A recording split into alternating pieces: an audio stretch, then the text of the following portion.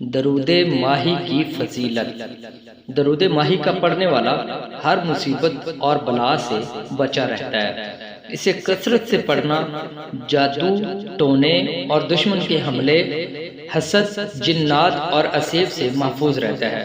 روزانہ فجر کی نماز کے بعد جو بندہ 111 مرتبہ درود ماہی پڑھے تو اللہ تعالیٰ جل شانہ پڑھنے والے کی حفاظت اور عزت افزائی کے لیے ایک فرشتہ مقرر کر دیتا ہے۔ اس درود شریف کی سند یہ ہے کہ ایک اعرابی ایک بڑے برتن میں ایک مچھلی ڈالے حضور صلی اللہ علیہ وسلم کی خدمت میں حاضر ہوا اور عرض کی کہ اس مچھلی کو 3 دن سے میں پکا رہا ہوں لیکن اس پر آگ اثر نہیں کرتی۔ حضور صلی اللہ علیہ وسلم نے مچھلی سے دریافت فرمایا تو مچھلی کو اللہ رب العزت نے قوت بخشی۔ مچھلی نے بولنا شروع کر دیا۔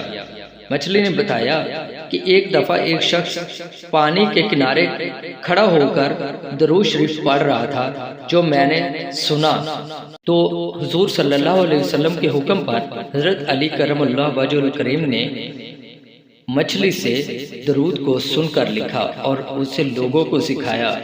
اس لیے اس درود کو درود ماہی کہا جاتا ہے۔ تو آئیے درود ماہی سماعت کیجیے۔ اعوذ باللہ من الشیطان الرجیم، بسم اللہ الرحمن الرحیم۔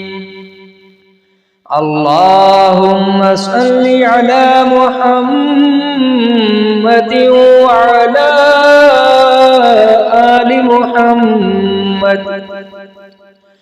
خیر الخلائق وافضل البشر وشفیع الامم یوم الحشر والنشر، وصل على سیدنا محمد وعلى آل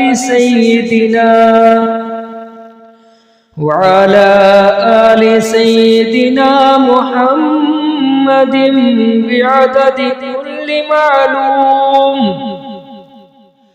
بعدد كل معلوم لك، وصل على محمد وعلى آل محمد وبارك وسلم، وصل على جميع الأنبياء